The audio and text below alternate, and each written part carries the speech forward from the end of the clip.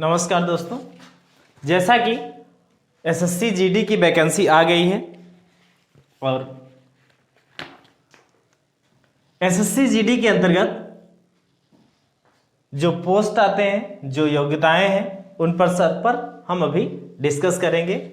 आप सबके लिए बहुत सुनहरा अवसर है और खासकर उन लोगों के लिए जो ग्रामीण क्षेत्र से बिलोंग करते हैं, ठीक, जिनका बहुत उच्च स्तर की पढ़ाई जिनकी नहीं हुई या सामान्य आईक्यू के लोग हैं, वो लोग भी इसमें फाइट कर सकते हैं। इसमें आपके लिए सबसे अच्छा मौका यह है कि इसमें आपको एसएसबी, सीआरपीएफ, एसएसएफ, एनआईए और सीआईएसएफ और बीएसएफ में सेवा देने का अवसर मिलता है। एसएसबी सशस्त्र सीमा बल, central reserve police force, NIA आपका सिक्योरिटी, ये सचिवालय सुरक्षा फोर्सेस हैं।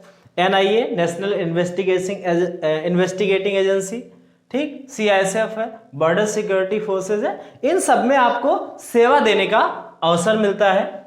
इसमें जो लास्ट ईयर की मेरिट रही है वो लगभग 69 to 73 गई है। बॉर्डर डिस्ट्रिक्ट के लोगों को कुछ छूट भी मिलती है और इसका जो आवेदन प्रारंभ की तिथि है वो 25 मार्च 2021 है। इस डेट से आवेदन प्रारंभ हो जाएगा और इसका अंतिम तिथि है 10 मई 2021। इसमें आयु सीमा जो रखी गई है 18 से 23 वर्ष और योग्यता क्या है, 10th पास। अब हम लोग डिस्कस करते हैं कि इसका पेपर कैसे आता है। बहुत ही आसान पेपर है मित्रों और आपकी सतत तैयारी भी मैं कराऊंगा। देखिए क्वेश्चन कितने आसान आ रहे हैं। प्रश्न है, यदि स्टोव को EBOTS लिखा जाए, यदि स्टोव को EBOTS लिखा जाए तो उसी भाषा में रिपोर्ट को क्या लिखा जाएगा? उसी भाषा में रिपोर्ट को क्या लिखा जाएगा? ये लास्ट ईयर पेपर है एसएससी जीडी का। आप देख रहे हैं यहां ई, यहां भी ई, यहां बी, यहां भी बी, यहां ओ, यहां भी ओ, यहां टी, यहां भी टी, यहां एस, यहां भी एस। मतलब सेम उसी अक्षर को कोड किया गया है। ये कोडिंग डिकोडिंग का प्रश्न है। मूल रूप से कोडिंग एंड डिकोडिंग एक चैप्टर है, इसको मैं आपको विस्तृत रूप से पढ़ाऊंगा। बस इसको पलट के लिख दिया गया है EBOTS। तो इस प्रकार इसको भी आप पलट के लिखोगे TROPEST। ये आपका पहला क्वेश्चन लग चुका है। इसमें विकल्प में दिया है आपका ऑप्शन, उसको देखते हैं। रिपोर्ट का कोड TRO, बंद करो भाई, हाँ यहां थोड़ा सा गलत हो गया था, उसको हम लोग सही कर लेते हैं। TROPER होगा, TROPER होगा। जैसे यहां पर इसको बैक कोडिंग या रिवर्स कोडिंग किया गया है EBOTS, इसी प्रकार TROPER। तो इसका कोड क्या हो जाएगा, प्रॉपर हो जाएगा। विकल्प सी इसमें सही है। इसी प्रकार पूछा गया है कि वर्गीकरण का सवाल है। 4 विकल्प दिए गए, 22, B 18, C 12, D 15। इन 4 विकल्पों में से भिन्न आपको छांटना है कि भिन्न कौन सा विकल्प दिया गया है। देखते हैं। आप देखोगे कि ये 22 है, 18 है और 15 है।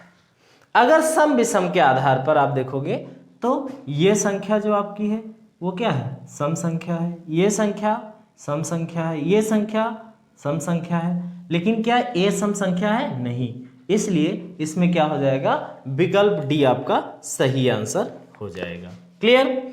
दूसरा दिया है यू क्यू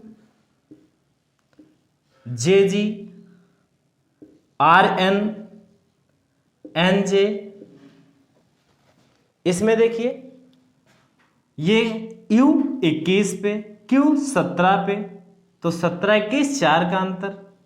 यहां आप देखेंगे 18 14 में 4 का अंतर, 10 14 में 4 का अंतर, लेकिन यहां आप देखोगे तो 7 3 10 का अंतर है, इसलिए यही विकल्प आपका क्या हो जाएगा, सही आंसर हो जाएगा। तो देखिए क्वेश्चन कितने आसानी से लग जा रहे हैं और कितने आसान क्वेश्चन आ रहे हैं। अब हम लोग देखते हैं कि क्या अदर सब्जेक्ट में या और टॉपिक के क्वेश्चन आंसर आसान होते हैं कि नहीं है। तो मैं आपको और क्वेश्चन से अवगत कराता हूं।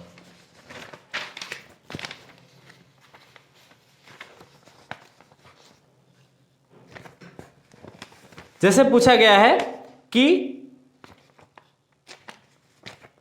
नकदी रिजर्व अनुपात किसका उपकरण है या किसका उदाहरण है। Cash reserve ratio CRR। तो कैश रिजर्व रेशियो किसका हिस्सा है, यह हमारे मौद्रिक नीति का हिस्सा है। कैश रिजर्व रेशियो नगद आरक्षित अनुपात क्या होता है, यह हमारा नगद आरक्षित या रिजर्व अनुपात जो होता है वो हमारा किसका हिस्सा है, यह हमारे मौद्रिक नीति का हिस्सा है। फिर पूछा गया आपसे कि विश्व व्यापार संगठन का मुख्यालय कहाँ है, तो इसका मुख्यालय हो जाएगा जिनेवा स्विट्जरलैंड।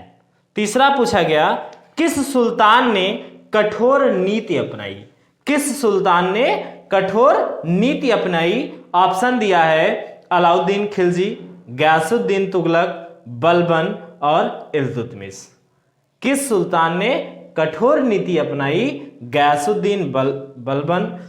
अलाउद्दीन खिलजी, गयासुद्दीन तुगलक और बलबन और इल्तुतमिश। तो इसका सही आंसर हो जाएगा आपका बलबन। बलबन ने कठोरता की नीति अपनाई थी। ये था किसका क्वेश्चन आपका, ये जीएस का लेवल था। जीएस के ऐसे क्वेश्चन आते हैं जब फिर पूछा है पानी का अधिकतम घनत्व कितने डिग्री सेंटीग्रेड पर होता है। तो एसएससी इसको 100 बार लगभग पूछ चुकी होगी कि पानी का जो अधिकतम घनत्व होता है वो 4 डिग्री सेंटीग्रेड पर होता है। अब देखिए, अब आपसे मैथ के क्वेश्चन कैसे पूछा है उसको मैं दिखाता हूं। मैथ के क्वेश्चन में पूछा कि 1.21, 1.21 तथा 0.09 का मध्य अनुपात क्या होगा। मध्य अनुपात के लिए आपको कुछ नहीं करना है, अगर दो संख्याएं दी हैं तो उनका अंडर रूट निकाल दीजिए।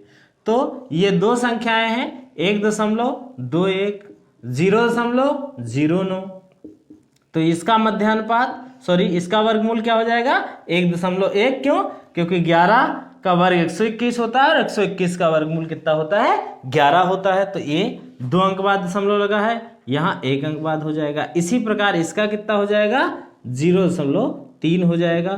तो 11 तिया 33, 1 अंक ये 1 अंक ये, दोनों मिलकर 2 अंक बाद लगा देंगे। ठीक, ये आपके क्वेश्चन का देखिए लेवल है। तो इसलिए आप सबके जितने भी लोग कॉम्पिटिटिव एग्जाम्स की तैयारी कर रहे हैं उनके लिए यह एग्जाम बहुत ही सुनहरा अवसर है।